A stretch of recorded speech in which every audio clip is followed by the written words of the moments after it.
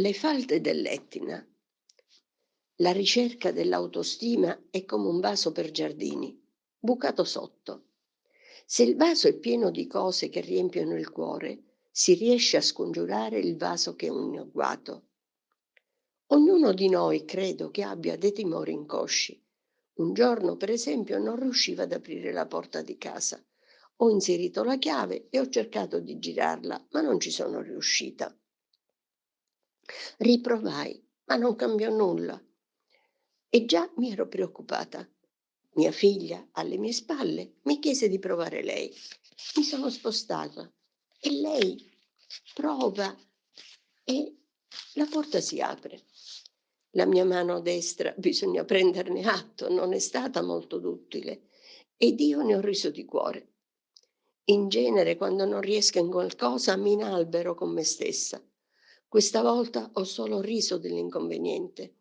Sono cambiata con l'età, con gli ostacoli incontrati e con la signora solitudine che ogni tanto si fa vedere. È importante esserne coscienti. Non approvo tutto di me perché ancora non conosco tutti i meandri del mio cuore e della mia mente, ma man mano che faccio la loro conoscenza comprendo ancor meglio che amore significa apertura e accettazione di se stessi e degli altri.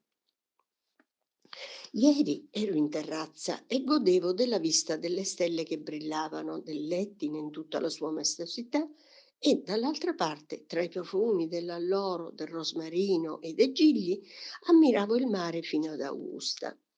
Le stelle sono così belle che guardandole me ne innamoro sempre. Il loro scintillio sembra che voglia dirmi tante cose.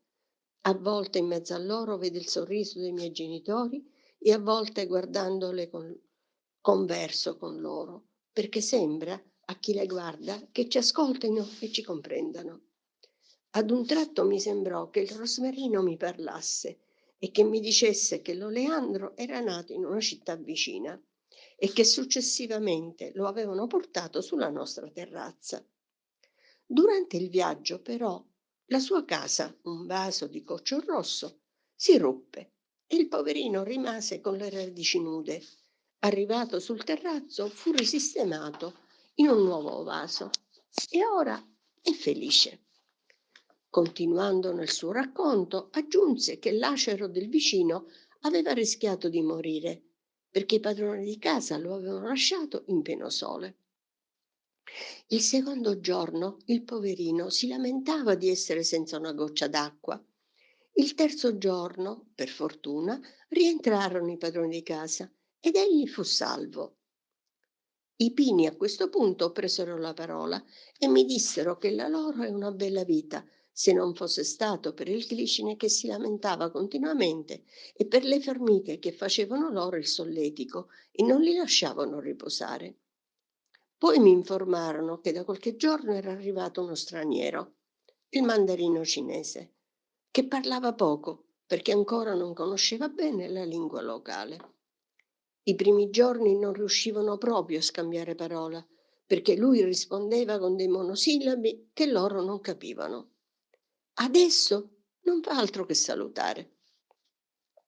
La loro puntualizzò che nel giardino erano tutti bene accetti e raccontò che un giorno fu portata sul terrazzo una pianta che prima stava in soggiorno, adornata di molte luci. Provarono a parlarle, ma lei non rispondeva e non portava più alcun ornamento. Quando a loro davano la loro porzione di acqua, a lei non ne versavano. Una sera arrivò il vento e la nuova arrivata vacillò fino a ruzzolare a terra. Il vaso si ruppe e lei era come morta.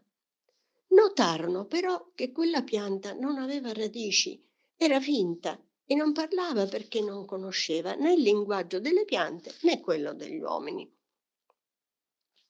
In questo giardino fatato gli alberi e i fiori si raccontano le loro storie.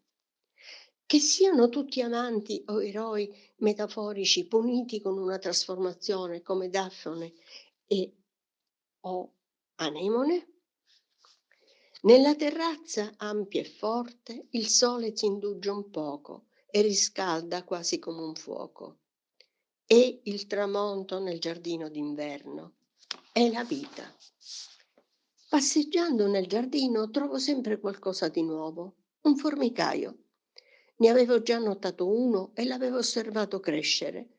Nel sottosuolo del giardino si intrecciano i cunicoli creati dalle formiche per nascondere il loro cibo. Siamo già alla fine dell'estate e il magazzino è ancora quasi vuoto. Mamma formica è molto preoccupata e decide di riunire la famiglia nel formicaio per trovare una soluzione.